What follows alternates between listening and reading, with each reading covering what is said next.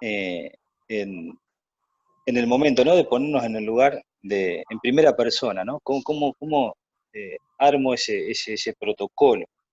Entonces, lo primero que yo me iba a parar es, bueno, que el protocolo debe mencionar ¿eh? Qué elementos de protección personal se van a establecer para evitar ese contacto. Entonces, los elementos de protección personal por sector, ¿no? ¿Cómo se van a desechar esos elementos de protección personal? Eh, ¿Dónde van a estar? ¿En qué lugar del establecimiento? Eh, Obviamente que va a ser al ingreso, ¿no? Pero situar bien el lugar específicamente, el control de temperatura, si es que va a haber un control de temperatura. Eh, ¿Dónde se va a situar? Por ejemplo, un punto muy importante en protocolo, si se detecta una persona con una temperatura igual o superior a 37,5, eh, ¿dónde se va a ubicar el lugar de aislamiento? O sea, yo voy a recibir, viene el trabajador, ¿sí? Lo sanitizo, se sanitiza por cabina o por medios manuales, ¿eh? eh, Pasa al primer estadio que el personal de seguridad o quien defina la empresa tome la temperatura de esta persona, sea por una cámara térmica o sea por estas pistolas infrarrojas. Bueno, se lo detecta. ¿Qué se hace con esa persona? Bueno, tengo que definir una zona de primer aislamiento, una zona donde se lo chequee, porque esta persona puede tener temperatura, pero tampoco puede ser eh, que tenga COVID, con lo cual el establecimiento tiene que, a partir de esta pandemia, disponer de un lugar de confinamiento. Esa persona se la tiene que aislar preventivamente del resto y tiene que quedar en ese lugar, con lo cual eh, voy a establecer elementos de protección personal para este primer confinamiento, por ejemplo, al margen, ¿no? De un tapaboca, una protección facial, voy a dar algún tipo de protección corporal, algún tipo de mameluco o demás, para evitar que esta persona, guantes de látex, evitar que esta persona tenga contacto con cualquier equipo, material u objeto dentro del movimiento, del desplazamiento que tenga desde que ingresó hasta este lugar de primer confinamiento. Bueno, ¿quién va a ser la persona que va a llamar en este caso al establecimiento de salud para que venga a corroborar o que venga a retirar a esta persona? Bueno, todo eso lo tengo que empezar a delinear, todo eso lo tengo que empezar a escribir. O sea, ingresa la persona, se sanitiza, hago todos los procesos que corresponden, se toma temperatura. Se toma la temperatura, esto es como armar un flujograma, ¿no? Se toma temperatura, no tiene temperatura superior o igual a 37,5, pasa a planta, se retiene, si tiene una temperatura igual o superior, se retiene y va a una zona de primer aislamiento. Bueno, ¿dónde queda? ¿Dónde está esa zona de primer aislamiento? Esa zona de primer aislamiento se va a limpiar. ¿Quién la va a limpiar a esa zona? ¿Quién va a hacer la limpieza de esa zona de primer aislamiento? ¿Cómo deberá ingresar la persona de limpieza de la planta a ese lugar? Bueno, tengo que listar y mencionar los elementos de protección personal. Bueno, vamos a suponer que la persona no tiene 37 o más de temperatura, con lo cual pasa a planta. Bueno, pasa a planta, bueno, tiene entregado el kit de desinfección, bueno, tengo que registrar, se registrará cómo, por qué medio, ¿sí? Se utilizará la 299 de planilla de entrega de elementos de protección personal cuando se le entrega el kit de desinfección. ¿Qué compone el kit de desinfección? Lo voy a tener que detallar, ¿sí? Los elementos de protección personal, los barbijos, cada cuánto tiempo se irá a rotar el barbijo, ¿sí? Una pantalla facial, usa la pantalla facial y no usa el tapaboca o barbijo. Bueno, son cuestiones que tengo que ir delineando dentro del protocolo. La persona, ¿qué distanciamiento tendrá en su puesto de trabajo? Bueno, tendré que armar toda una planimetría, tendré que realizar un plano del lugar, situar el puesto de trabajo, fotografiar el puesto de trabajo, ponerlo en el protocolo, poner las medidas de seguridad que se van a adoptar o se van a implementar en ese puesto de trabajo, el distanciamiento de esos 2 metros, metro y medio. Ustedes recordarán que la Organización Mundial de la Salud, mismo el Ministerio de Salud o mismo algunas entidades hablaban de 1,5 metros, 2 metros, 1,70 metros. Bueno, se habló mucho de cuál era la distancia que, que era la adecuada. Bueno, nada, tengo que tomar esos 2 metros, metro y medio. Bueno, ¿cómo los voy a identificar? si voy a señalar en el piso, cuál va a ser el recorrido de las personas, cómo voy a actuar en caso de accidente. Eso lo tiene que contemplar un protocolo, ¿sí? Porque no es lo mismo aquel accidente que hubiese sufrido una persona antes de la pandemia que ahora en pandemia.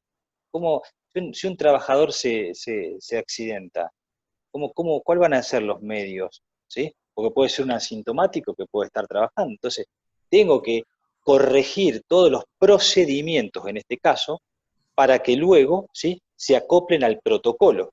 Pero todos los procedimientos que yo tenía hasta ese momento, antes de la pandemia, tendrán que ser rediseñados, ¿sí?, al momento de que la pandemia entra a tener lugar, ¿sí? No sé si querés acotar algo acá, Damián, en este tema de Sí, rever toda la documentación. no de eso, pero un ejemplo de desaprender es que me pasó que cuando empezó esto, y estoy hablando del principio de marzo, cuando empezaron a hablar de que todos teníamos que empezar a usar tapaboca o barbijo, que técnicamente, si me lo preguntaban adentro de un aula hace 4 años, iba a decir que el tapaboca era una barbaridad como protección personal. Como que algo de friselina hacer una protección personal para evitar contagiar a otro y hubiese dicho que era una barbaridad. Y ahora un tapaboca no es una protección respiratoria, porque la protección respiratoria tiene otras características. Inclusive nos han hasta enseñado que el que la utilizaba no tenía que tener barba, ¿no? Y hoy la gente usa el tapabocas con barba y un tapabocas no homologado, un tapabocas que no sabemos para qué sirve, pero, o sea, quiero ser simbólico con esto, no sabemos para qué sirve, pero tuvimos que desaprender lo que era una protección respiratoria para aceptar que un tapabocas era de uso obligatorio y que no estaba homologado por nadie, porque hoy lo compras en un kiosco, ¿no? Tapabocas casero, dice, sí, claro, es un insumo de protección colectiva, tal cual, lo que hubiese puesto en discusión es qué tanta protección era, ¿no? Ni siquiera llamarlo EPP sin homologación, certificación y ensayo. Bueno, pero esos son los paradigmas que uno dice, está bien, pero cuando no estamos en pandemia. Cuando estamos en pandemia es como tenemos que desaprender todo porque si no, no actuamos. Porque si esperamos a ver qué tipo de tela se puede homologar para hacer un tapaboca, ya nos contagiamos todos. ¿Se entiende el desaprender o tratar de desaprender para aceptar que un tapaboca, te guste o no te guste, es un elemento de protección personal y colectivo? Donde lo mires es un elemento. La efectividad va a depender de la calidad de esa tela. Irán certifica, entiendo, ahora tapabocas casero. Bueno, es raro, pero no significa que no sea así, ¿no? Bueno, nada más, ese aporte, Pablo, quería hacer. Bueno, dicho esto, digo, para seguir con el orden en la confección o cómo abordar el protocolo, ¿no? Decimos que tenemos que empezar a tener consideraciones que antes no teníamos. Uno actualizaba los procedimientos y normas de trabajo según si había alguna modificación en la actividad, en el desarrollo de un trabajo, o porque, bueno, nada, se ampliaba un sector y demás. La verdad es que hoy todos los procedimientos de trabajo deben ser modificados para que se ensamblen dentro del protocolo. Como les decía, la asistencia de un trabajador accidentado, bueno, el procedimiento, perdón, que teníamos ya me confundo las palabras, el procedimiento que teníamos para eh, la asistencia de un trabajador accidentado antes de la pandemia debiera decir una cosa y el actual totalmente otra. No solo eso, sino desde el momento de un procedimiento de trabajo en altura, un procedimiento de soldadura, todos los procedimientos deben ser modificados conforme la pandemia que estamos viviendo.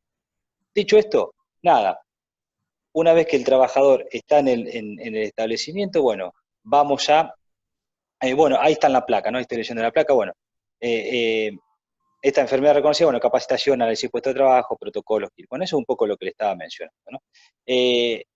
Lo que voy a hacer entonces es desarrollo en primera persona todas las medidas de seguridad que se deben incluir, desde la frecuencia de lavado de manos de esa persona en el puesto de trabajo, el distanciamiento que tiene que tener de otros puestos, si esa persona va a ir al comedor, en qué horario, cómo va a ser la frecuencia, ¿sí? La frecuencia del comedor, cómo va a ser la ventilación de ahora en más, ¿sí? Un factor importante a tener en cuenta dentro de los protocolos, el sistema de ventilación, renovación de aire. El 351 lo habla, pero que nada tiene que ver con lo que estamos viendo hoy, con lo cual también dentro del protocolo tengo que tener un capítulo que es ventilación, renovación de aire. Bueno, ese es un punto importante. ¿Eh? Todo y cada uno, los turnos rotativos cada 15 días de personas, tal cual. A ver, todos estos aspectos son los que tengo que considerar y no olvidarlos, ¿sí? Eh, otro punto importante también tiene que ser, bueno, en caso tengo una brigada de emergencia, bueno, ¿cómo va a actuar esa brigada de emergencia en caso de un siniestro dentro de la planta? El plan de evacuación, no es menor el plan de evacuación.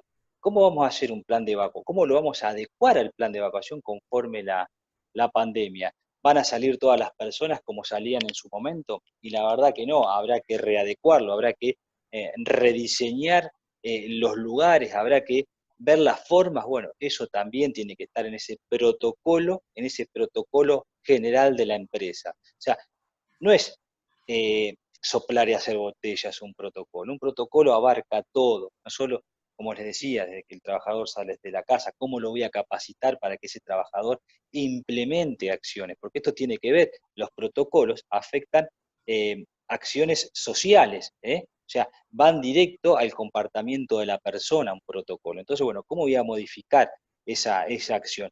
Los baños, ¿cómo va a ser el uso de los baños de la empresa? Su limpieza, trabajar muy fuerte con el personal de limpieza para poder minimizar el riesgo. Bueno, estos son todos los aspectos que tengo que tener en consideración.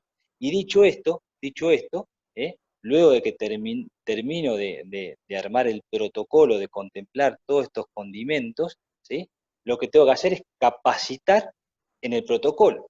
¿Qué es lo que la RT me va a pedir? Tal cual. ¿Qué es lo que la RT me va a pedir si es que contempla la enfermedad, ¿sí? De un trabajador? Bueno, la RT lo que me va a pedir, al margen de que ustedes saben, se modificó la forma de denuncia, o sea, una persona una empresa que quiera denunciar a un trabajador con COVID, bueno, la superintendencia sacó una resolución hace un par de meses atrás, donde no solo pide el formulario de denuncia, sino que pide otra documentación como descripción del puesto, el permiso de trabajo, etcétera, etcétera. Pero bueno, una vez que se toma la enfermedad, la RT pide el Departamento de Prevención, pide información sobre ese trabajador. Y la información que te va a pedir el protocolo firmado por el empleador, firmado por el médico laboral y por el responsable de seguridad, te va a pedir la capacitación en ese protocolo, ¿sí? O sea, todos los puntos que vos pusiste dentro de ese protocolo tienen que estar explicados al personal, con lo cual tenés que tener un documento, ¿sí? que valide eso que vos decís. Va a pedir fotografías sobre las implementaciones o sobre las medidas de seguridad que vos mencionás o que la empresa ha adoptado. Va a pedir la entrega de los elementos de protección personal que dice el protocolo, la entrega de los elementos de protección personal, como así también el kit de desinfección que debiera haberse entregado. Esos son, a grandes rasgos, la documentación que va a pedir la aseguradora de riesgo de trabajo, ¿sí? Para acompañar la denuncia que recibió, ¿sí? Para armar un legajo y acompañar esa denuncia. ¿Por qué? Porque toda esa información va a migrar a la superintendencia para que se lleven los registros. Y también, obviamente, porque si el trabajador, llegado el momento, iniciase alguna actuación judicial, bueno, la ART, ¿sí? Tenga material para poder decir, bueno, la empresa dijo esto, hizo esto, o dijo esto y no hizo lo que dijo, con lo cual, bueno, esa es la documentación que se va a tener como de respaldo. Había algunas preguntas por ahí. Sí. Emma dicen que la prueba de olfato es más efectiva que la toma de temperatura. ¿La recomiendan? Bueno, a ver, yo te iba a dar una opinión. Del 100% de los casos de los cuales se pueden registrar y conocer, hay una parte de la población que no tiene fiebre, con lo cual no la vamos a detectar. Ahora, ¿qué parte de la población es? No sé. Hay una parte de la población que no pierde el olfato. Ahora, ¿qué parte de la población es? No sé. Ahora, lo que sí sé es que si yo pongo una medida de vigilancia, como es una cámara que mida la temperatura, voy a atacar a esa población que sea asintomática con temperatura elevada. ¿Se entiende? Entonces, ¿qué va a empezar a suceder? Si yo combino la toma de muestra de temperatura más la prueba de olfato, estoy abarcando de la población dos factores fundamentales de esos potenciales síntomas que puedo llegar a detectar. Ahora, ¿qué haría yo? Y yo haría todo. Ahora, ¿es viable todo? Y no sé, porque en la boca de un subte o en la boca de Constitución, todo no es viable. Porque si no la gente no se va más de Constitución y la estación, ¿se entiende? ¿Qué hicieron? Sí, pusieron cámaras térmicas donde mide la temperatura de la gente que va saliendo de los trenes. Entonces, por eso esto es como tiene que ir moviéndose, ¿no? Es decir, bueno, hay temperatura, es prueba de olfato, es las dos cosas, es también otra cosa, no sé. Es como, todo es viable y ahora vamos a empezar Sí, Pablo, Damián, pará. mirá, Sí. sí. Vos sabés que hay una automatriz muy importante en el país que hizo un sistema como de postas, ¿viste? En la cual la persona pasa por una cabina sanitizante, ¿m? Se la sanitiza, luego de ahí pasa por un control de temperatura, luego de pasar por el control de temperatura, ¿sí? Pasa por una prueba de olfato, hay diferentes elementos para ser probados, y luego de esa posta, ¿sí? Hace como una declaración de no haber tenido, ¿no? O no haber manifestado en las últimas horas determinados tipos de síntomas. Pero, a ver, en ningún lado dice eh, cuál es el protocolo que se debe aplicar, ¿sí? En ningún lado dice, bueno, previo al ingreso a un establecimiento se deben realizar esta y esta medida, y dentro del establecimiento se deben efectuar esta y esta medida. La verdad que no. Uno, como decía bien Damián, tiene que tratar de abarcar la mayor cantidad de elementos, ¿sí? Para poder neutralizar el posible contagio, ¿sí? De este virus que tiene semejante virulencia, valga la redundancia, ¿no? Pero la realidad es esa, o sea, uno hace un protocolo conforme las medidas que establece el Ministerio de Salud de la Nación, ¿m?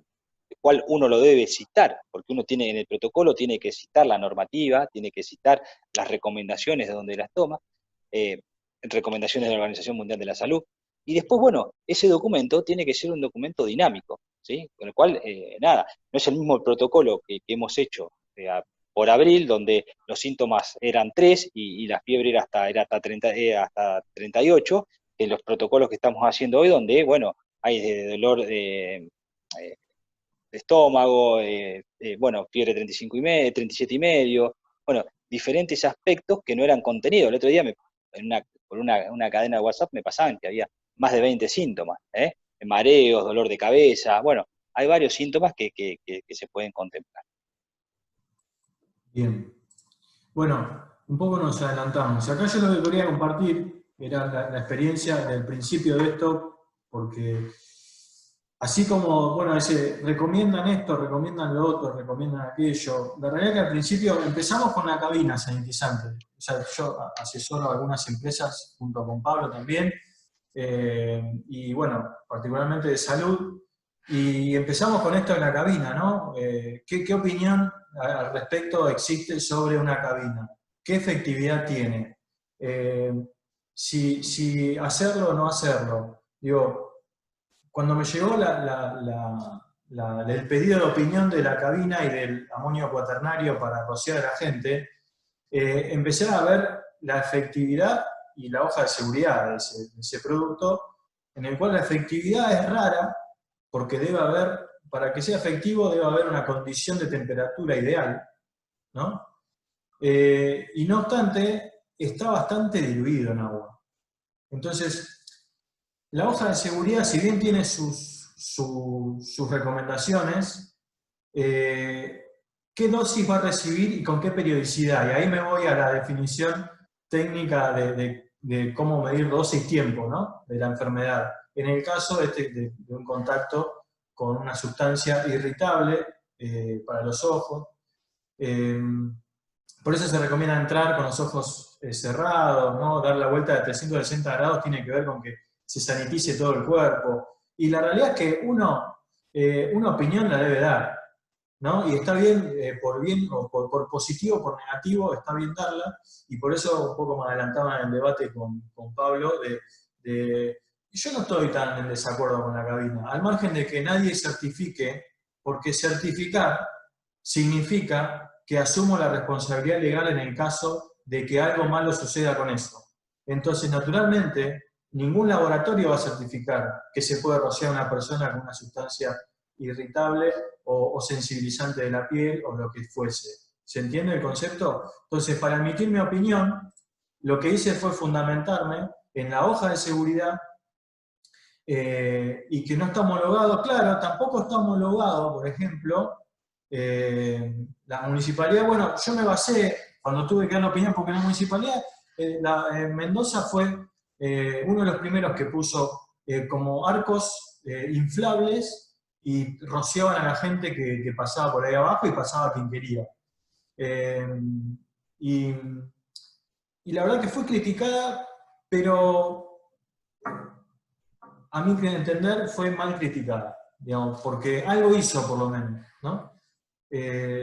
Tampoco es que se iba a morir nadie, y era una medida para mitigar algo que nadie sabía cómo actuaba, ¿sí? Pero bueno, fue mi opinión respecto de eso, y la dosis y en el tiempo en el cual lo recibe la persona es clave para decir si sí o si no, si blanco o negro, a mi entender. Por eso es que la cabina no es el conflicto con qué se lo rocía, ¿no? A las personas que pasan por ahí abajo. Tuve desinfección, no se sabe cuál es la efectividad de las mismas. Claro, y tampoco se sabe cuál es la efectividad del tapaboca, ¿no? Pero usamos todo tapaboca.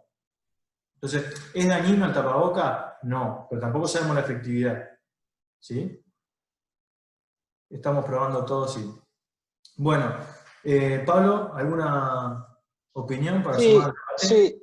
sí. A ver, no solo las nasales de cuaternario, sino también el tapaboca. Hay varios aspectos a tener en cuenta en esta pandemia, que obviamente nadie está preparado para poder enfrentarla, ¿no? Como corresponde por las características que tiene este virus. Eh, pero sí, bueno, justamente lo que iba a decir, irritación de la piel. A ver, también hay casos manifestados de la exposición de la piel al látex. O sea, hay mucha dermatitis que está generando por el uso del látex. Entonces, eh, yo le tengo que dar guantes de látex a la persona como una barrera para evitar, ¿no? Con esa barrera para evitar, por ejemplo, que, que, que el virus pueda ubicarse debajo de las uñas y demás, ¿no? Bueno, nada, estoy tomando otros riesgos, o sea, no, esto es muy particular, porque eh, el uso del guante de látex, el personal de limpieza y demás, era en un momento particular, en una parte de una limpieza, no durante las 8 horas de trabajo, porque el virus puede estar en cualquier lado. Así que, nada, bueno, hay varias preguntas y que me voy trabando porque me van apareciendo varias preguntas. Eh, Nada, tenemos que tener mucho cuidado con esto, ¿eh? Con los protocolos tenemos que tener mucho cuidado.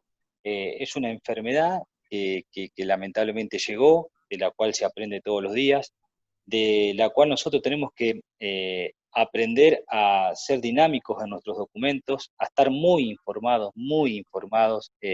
Esto no es cualquier cosa.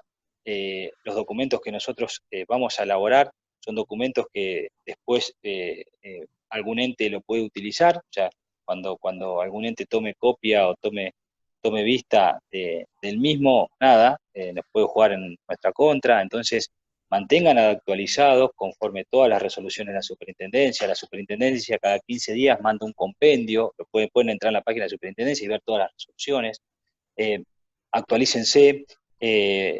Hay una de las últimas disposiciones, creo que es una resolución de la superintendencia, la 16 creo que era la 16 del 2020, donde habla del retorno al trabajo y establece 10 recomendaciones, de las cuales hay que implementarlas. Esa implementación de esas 10 recomendaciones hay que llevarlas, hay que trasladarlas al protocolo, hay que capacitar a la gente en esas 10 recomendaciones. Bueno, yo los invito a que visiten la página del Ministerio de Salud, vean las recomendaciones, vean la parte de la superintendencia, vean también la Organización Mundial de la Salud, que hay bastante información. Bien, ahí tenemos otros comentarios. A ver, yo lo que no quiero perder de vista es que administren y gestionen la información también. Aquellos que tengan empresas que asesoren, adecúen sus indicadores, porque deben tener, a mi entender, indicadores de COVID positivo. ¿Sí? Así como hay accidentes de trabajo, hay indicadores de enfermedad profesional, también deben tener indicadores de COVID positivo, porque esto hay que gestionarlo, hay que identificarlo. Porque a su vez hay un término que yo reciclé de lo técnico nuestro, que es el factor de ocupación COVID, ¿no? Teníamos un factor de ocupación, un concepto de factor de ocupación. Ahora tenemos un concepto de factor de ocupación COVID. ¿Por qué? Porque el distanciamiento en un sector de trabajo te marca un factor de ocupación distinto, ¿no? Entonces, si antes trabajaban 10 personas, ¿en qué espacio?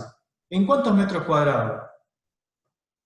Al margen de que se pueden hacer turnos de 15 días, si vienen la mitad, ¿entran en esos metros cuadrados? ¿O no entran porque el distanciamiento no lo permite? Y si el distanciamiento no lo permite, ¿tengo que poner una barrera? Para que si no lo hace la distancia, lo evite una barrera. Entonces, esas son, si es a modo de gestión, tengo que decir ese consejo de adecuemos los indicadores de gestión. Por ejemplo, nosotros recomendamos que en esta clínica de salud adecúen los indicadores y tenemos, bueno, quedan 10 minutos. Adecúen los indicadores. Y saben que, les cuento, no puedo darle el nombre por una cuestión de ética profesional, pero del 100% de los enfermeros, el 45% se han contagiado de COVID positivo. ¿Sí? De las mucamas, el 30% se ha contagiado. ¿Sí? Y de los médicos, el 20% se ha contagiado de COVID positivo. ¿Y lo dejamos ahí? No. La pregunta que tiene que seguir es, ¿por qué se contagiaron? O sea, yo sé que el nivel de contagio de esta enfermedad es muy alto, pero debemos seguir preguntándonos por qué. Porque que una mucama se contagie, a mí me gustaría saber qué es lo que sabe la mucama, después de haberla capacitado, qué es el COVID, y cómo es el método de contagio, cuáles son las guías de ingreso, cuál es el procedimiento, cómo lo entendió, qué es la entrevista cuando vuelve, cuando se reinserta después de haber tenido esa patología. Es de tratar de detectar, no con culpabilidad, sino para conocer el hábito de la persona o de las personas, e ir atrás de una conducta, ¿no es cierto? No de un procedimiento, porque el procedimiento es claro. Ahora, ¿por qué nos contagiamos? No sé, ¿no? Entonces, ¿por qué nos contagiamos? Tiene que tener, al margen de esta gran nivel de facilidad de contagio, tiene que ver un por qué nos contagiamos de la forma física, y tratar de minimizarlo, no de responsabilizar al que se contagió. Tratar de detectar dónde nosotros no fuimos eficientes en el procedimiento, si es que ocurrió eso. Entonces, cuestionar ¿Por qué se contagiaron? ¿Por qué se contagiaron el 45% de las enfermeras en este caso? ¿Qué ocurrió? ¿Tienen antigüedad en el puesto de trabajo? Porque Pablo también ha analizado ese factor, ¿no? Sí, tienen antigüedad. Entonces, la pregunta es, ¿por qué? Y lo voy a sacar del COVID y digo, ¿por qué las enfermeras tienen tantos pinchazos en su puesto de trabajo? Si tienen los elementos para descarte, ¿por qué se pinchan? Entonces, trato de abstraerme ahí y ir, ¿por qué? ¿Por qué? ¿Por qué no lo llevan el descartador? ¿Por qué no lo llevan en su bandeja a donde está la persona que tienen que aplicar? Porque no. Porque no es una conducta normal. Prefieren envainar de nuevo y no descartar en el momento. No sé, no sé.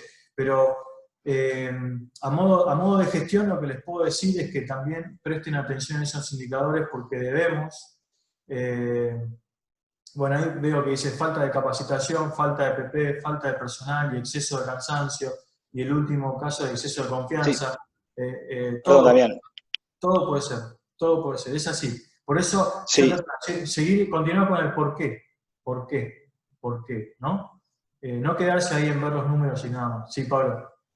sí, a ver, el dato es que, sumando a la estadística que vos mencionabas, de este mismo establecimiento, es que el 93% del personal detectado tiene más de 4 años de experiencia en el mismo, ¿no?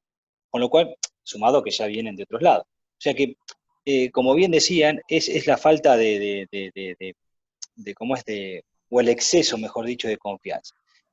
Hemos visto por todos lados la falta no le voy a caer a los médicos, ¿no? Ni al personal de salud, pero hemos visto que el personal de salud generalmente no ha tomado en consideración la problemática de los virus.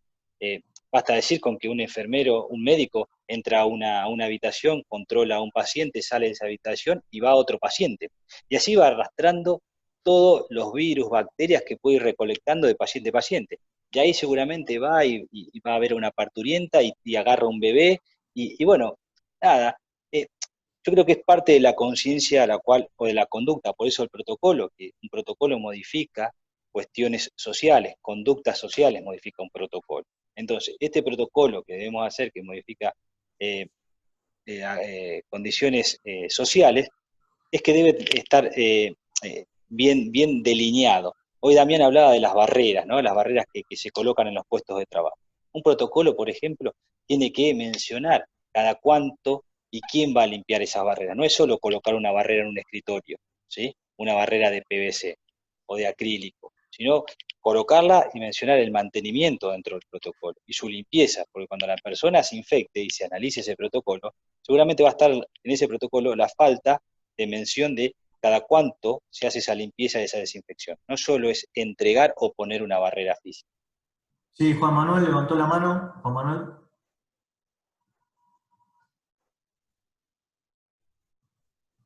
tenés que habilitarte el micrófono, Juan Manuel, pero no te escuchamos si es que estás hablando. Sí, perdón. ¿Qué tal, Damián, Pablo, bueno, a todos los colegas? Juan No, Manuel, era un gusto de básicamente, tenerte nuevamente. esta vez, ¿cómo te va? No, básicamente eso, acentuar y un punto importante lo que estaba diciendo Pablo al respecto, que muchas veces se redactan los protocolos y se deja o por sobreentendido que la gente por ahí ya lo sabe, y no, realmente hay que explicarlo, explicitarlo, digamos, en el documento. Tal Bien. cual, tal cual, tal cual, Juan Manuel, tal cual. Uno no puede dar nada por entendido, todo tiene que estar debidamente delineado. Si no, ahí es donde tenemos los problemas. Laura, bueno, suerte Laura, tiene que irse Laura, gracias. Bueno, se va a cortar. Espero que les sirva. Cualquier duda que tengan nos pueden mandar un correo electrónico. La próxima vamos a proponerle un taller de construcción a aquellos que lo necesiten. Vamos a promocionarlo en las redes sociales igual, pero me gustaría que Pablo cuente en 1 minuto y medio, antes de que se corte, faltan 3, pero 1 minuto y medio, que nos cuente un poquito qué es lo que vamos a ofrecer, Pablo, en ese taller. ¿De qué se va a Bueno, tratar?